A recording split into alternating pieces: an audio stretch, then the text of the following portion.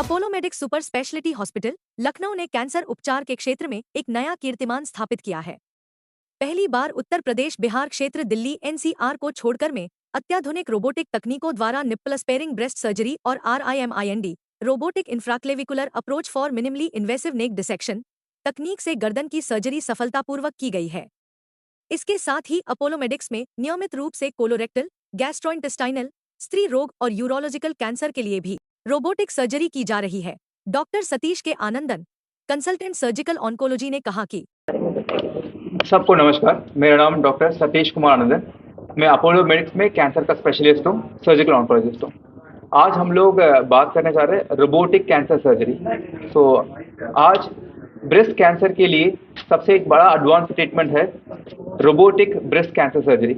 आप लोग जानते होंगे ब्रेस्ट कैंसर पेशेंट में नॉर्मल ट्रीटमेंट में पूरा ब्रेस्ट निकाला जाता है, उसमें पेशेंट का बहुत बड़ा इमोशनल ट्रॉमा भी हो जाता है, क्योंकि फीमेल के लिए स्तन सबसे बड़ा इम्पॉर्टेंट पार्ट है। हम आजकल रोबोट के दौरान पेशेंट को कैसे ब्रेस्ट बचाया जा सकता है ताकि उसका कैंसर भी निकल जाए और उसका ब्रेस्ट भी बच जाए। इसका नाम है रोबोटिक निपल स्पेयरिंग मैस्टेक्टमी। इसमें हम लोग पेशेंट का एक्जिला बोलते हैं बगल, उसमें 3 से 4 सेंटीमीटर का इंसेशन के दौरान रोबोट का अंदर घुसा के पूरा कैंसर और उसका अंदर का पूरा बीमारी निकाल के आ जाते हैं। उसके बाद उनको पूरा चमड़ी और निपल और एरियोला बच जाती है। इसका वजह से पेशेंट का पूरा ब्रेस्ट नॉर्मल कैसे वैसे दिख जाती है। आप मुझे पूछ सकते हैं डॉक्टर साहब ने पूरा निकाल तो दिया अंदर से, वो काली तो रहेगा।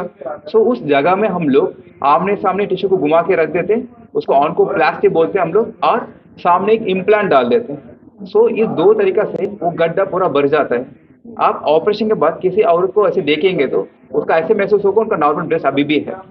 इसको हम लोग बोलते हैं क्यूर विथ कॉस्मेसिस। पेशेंट का कैंसर भी ट्रीट हो जाए, उसका आगे का जिंदगी भी नॉर्मल रहे। सबसे इम्पोर्टेंट बात है ये हमारे यूपी में first breast robotic cancer surgery है। ये सिर्फ बड़े बड़े शहर में होती है, वो चीज़ अभी हमारा लखनऊ और यूपी में हो रही है। ये अच्छी बात है अपोलो मेडिक तरफ से। सर, अगर रोबोटिक सर्जरी की बात करूँ तो क्या नॉर्मल सर्जरी की पोस्ट और प्री जो होती है तैयारियाँ, वहाँ क्या अलग तरीके से होती है या सेम होती है? तैयारी पूछेंगे तो सेम ही होता है पेशेंट के लिए, कोई अलग से तैयारी नहीं है। मुझे पूछना इसमें रिकवरी जल्दी भी हो जाता है पेशेंट के लिए। आफ्टर रोबोटिक सर्जरी पेशेंट को कोई एक्स्ट्रा आईसीयू में रखने का कोई ज़रूरत नहीं पड़ता है, एंड पेशेंट नॉर्मली वार्ड में आ जाते हैं एंड मुश्किल से 2 या 3 दिन रहते हैं वार्ड में। उसके बाद वार्ड में घर भेज सकते हैं and with in 10 days patient अपना पूरा काम कर सकती है। ये सबसे एडवांटेज है इसका। यानी कि नॉर्मल सर्जरी या ओपन सर्जरी से कहीं बेहतर है robotic surgery? Yes, open surgery से बहुत गुना बेहतर है, क्योंकि ओपन सर्जरी में बहुत बड़ा चीरा लगता है आपका ब्रेस्ट में। वो भी नहीं लगता इसमें, एंड आपको आगे से देखें पता भी नहीं चला कि इसको आपको सर्जरी हुआ है वहाँ पे। ठीक। मेरा नाम डॉक्टर हर्षित श्रीवास्तव है। मैं कैंसर सर्जन हूँ अपोलो मेडिक्स हॉस्पिटल में। तो अभी रिसेंटली हम लोग ने लगभग 1 साल हुआ है जब से हमने रोबोटिक सर्जरीज़ को यहाँ पे कैंसर के लिए स्टार्ट किया हुआ है। एंड हम बताना चाहेंगे इसके लिए कि आउटकम्स बहुत ही ज़्यादा अच्छे हैं।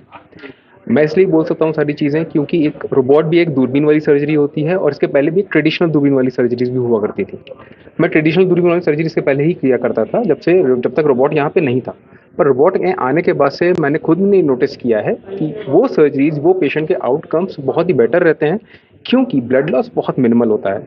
सर्जरी के दौरान जिस प्रिसीजन से हम काम कर पाते हैं, जिस प्रिसीजन से हम बाकी ऑर्गन्स, ब्लड वेसल्स, नर्व्स बचा पाते हैं, वो कहीं ना कहीं बाकी टूल्स पे लैकिंग होता है। अब ओपन से कंपेयर करेंगे तो ऑब्वियसली छोटे चीज़ में तो दोनों ही काम हो रहे हैं, लेकिन कहीं मुझे ऐसा सुपीरियर टूल मिल जाए जो साइंस में बनाया हुआ है, जो हम पेशेंट्स के लिए यूज़ कर सकें, तो उससे पेशेंट की रिकवरी बहुत अच्छी होती है। कैंसर की बीमारी में रोबोटिक सर्जरी किन किन कैंसर की बीमारी में काम कर सकता है? अगर आप आज की डेट में पूछेंगे तो अभी आज की डेट में तो लगभग सारी कैंसर सर्जरीज हैं जो रोबोट से की जा सकती हैं, लेकिन सबसे ज़्यादा जो यूज़ करी जाती हैं वो होती है pelvic surgeries, rectal cancer surgeries, gynaecological cancer surgeries, prostate cancer surgeries, oesophagus cancer surgeries, lung surgeries. Okay, और जैसे डॉक्टर सतीश ने बोला कि ब्रेस्ट सर्जरीज में भी अब काफ़ी यूज़ होने लगा है, नेक डिसेक्शन से बहुत यूज़ होने लगा है, तो सारे गैस्ट्रोइंटेस्टाइनल सर्जरी यूज़ होता है। मनोराव कड़पत्री, मैं हैदराबाद से बिलोंग करता हूँ। मैं यहाँ पे अपोलो मेडिक्स लखनऊ हॉस्पिटल में 6 महीने पहले ज्वाइन किया हूँ, और ख़ासियत ये है कि रोबोटिक सर्जरी का कि मरीज़ जो है, कैंसर का मरीज़ कैंसर का मरीज के नाम पे कभी भी मतलब बुलाना नहीं चाहिए उनको, अपना नाम से अपना पहचान होना चाहिए। तो ये मकसद है रोबोटिक सर्जरी। खासकर हम लोग स्टेज 1 स्टेज 2 कैंसर जो मतलब मुंह के अंदर से निकल पाएगा, बाहर का चमड़ी तब तक इन्वॉल्व नहीं होता है तब तक मुंह के अंदर से कैंसर निकाल सकते हैं और मुंह के अंदर से उसको वापस भी बना सकते हैं। ऐसा वाला मरीजों में नेक डिसेक्शन ऑपरेशन मतलब गले के अंदर का जो फैट और गिल्टी होता है उसको निकालना 100% कंपलसरी होता है, स्टेज 1 हो या स्टेज 4 हो। तो इस वाला मरीजों में हम लोग क्या करते हैं कि एक ऑप्शन देते हैं कि रोबोटिक सर्जरी के दौरान हम लोग छाती के अंदर से जाएंगे, कॉलर बोन से नीचे से के जाएंगे और 3-4 छोटे छोटे इंसिशन लगा के मतलब 1 सेंटीमीटर से नीचे वाला इंसिशन लगा के वहाँ से लैप्रोस्कोपिक टेक्निक से गैस भर के वहाँ से जाएंगे एंड रोबोट के दौरान नेक डिसेक्शन ऑपरेशन परफॉर्म किया जाएगा। तो ये इंडिया का, नॉर्थ इंडिया का मैं बोल सकता हूँ कि ये पहले वाला टेक्निक यहाँ पे हुआ है। बाकी मतलब बैंगलोर, साउथ इंडिया में 2-3 जगह पे ये टेक्निक हो चुका है ऑलरेडी।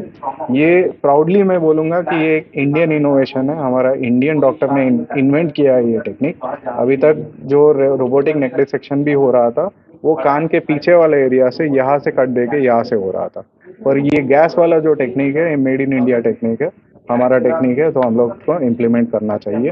खासकर यूपी जो है ये ओरल कैंसर का बेल्ट है, तो यहाँ पे तंबाकू का कंजम्पशन बहुत ज़्यादा है। आजकल लोगों में अवेयरनेस भी आना लगा कि जल्दी भी हम लोग पहचान पा रहे हैं, स्टेज 1 स्टेज 2 में भी मरीज आ रहा है। पहले क्या होता था कि जब तक स्टेज 4 पहुंचता था तब तक मरीज हमारे पास आते नहीं थे। तो इसीलिए इन लोगों के लिए ये खासकर अच्छा खासा टेक्निक है, ये इसको इस्तेमाल करके अभी